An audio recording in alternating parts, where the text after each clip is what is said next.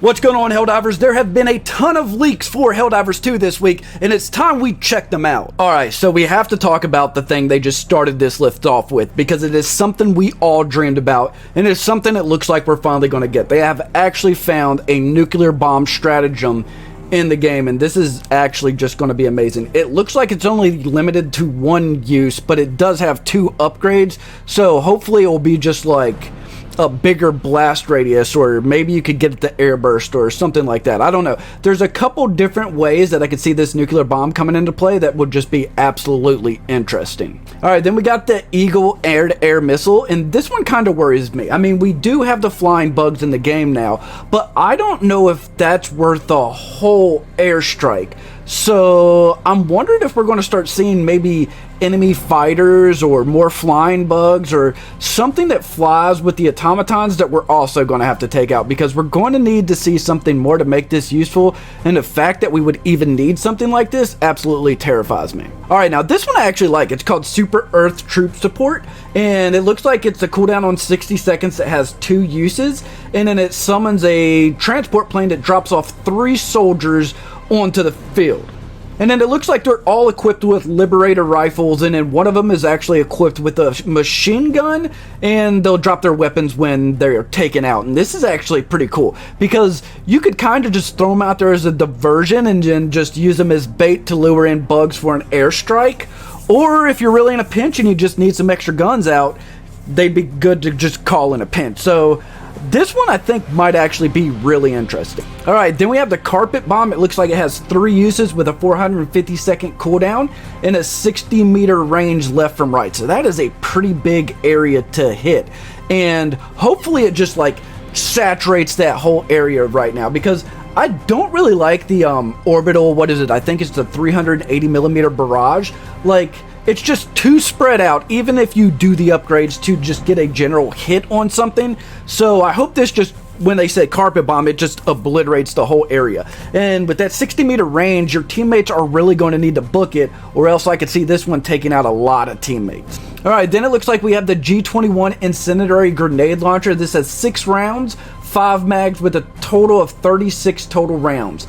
It's slower than a regular grenade launcher, can reload on the run, which is interesting, will cause an explosion with the burning effect. Now this could be pretty good. Like, you could use this to light big groups on fire, but you could also use it to kind of set up a wall of fire where you want that they'd have to pass through. So I can see this coming into play for crowd control, and I think it could be a really good stratagem to use. And the stratagem I am looking forward to most, besides the nuke, would have to be this Angel Backpack, because this thing is going to provide healing. It's going to fly around basically like the drone with the laser gun, but instead of just becoming a pain in your side, it will actually heal you. And then not on top of that, it also looks like it's going to be able to heal mechs and vehicles as well. So this is going to be very, very overpowered, and I think it could be something that people start replacing for the shield and just kind of fight for that slot.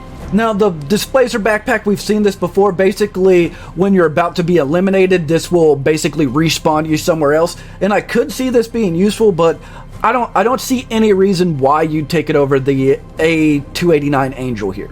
Alright, remote explosives. Basically, I'm guessing like a C4 throwable charge. Now, this would be really cool. I would use this to set up traps, like when you're kiting a bunch of, let's say, bugs after you, or you got the clankers on your heels. You could just throw it out, wait for them to go, and then blow it up. And it would be a lot better to time than the carpet bombs and everything, because sometimes you have like atmospheric delays and stuff like that that makes timing those a challenge. And if you could just throw these out and then hit them, or you could just set a bunch of them up and then sneak in, blow up the base, and then get out when they're alerted. For stealth players, I could just see this being really useful too.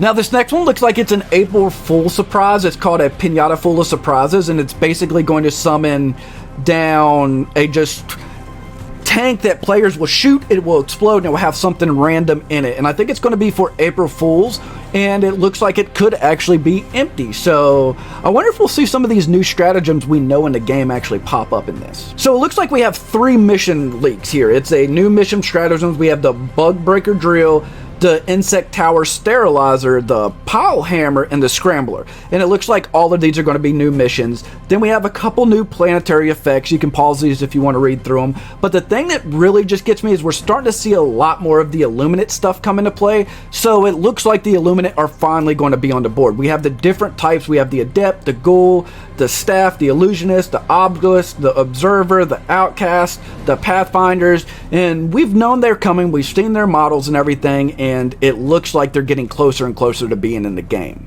And while we pretty much knew that the Illuminate were coming at some point, we did not know that the Cyborgs are going to be coming. And this is the one that just really interests me the most, because it looks like the Cyborgs will be joining the game. We have their different units showing up, the different attacks they could be doing. And when you throw this in with the leak that basically says that we have to free Cyberstan, it looks like when the automatons actually do get the Cyberstan, they're going to free the Cyborgs. And it looks like the Cyborgs are going to be joining the war as well. So that means we won't be facing just 4 factions, we're actually going to be facing 5. And now we already see that we're getting the autocannon mech, but it looks like there is also a flamethrower mech in this game, and this I am really excited about, because I could just see this being very, very useful against the bugs. Like, one of the things you got to worry about now is the only thing you can effectively do against the smaller bugs without burning through your ammo in a mech is to melee them. So being able to just flamethrow and just lock off a whole region and burn everything coming at you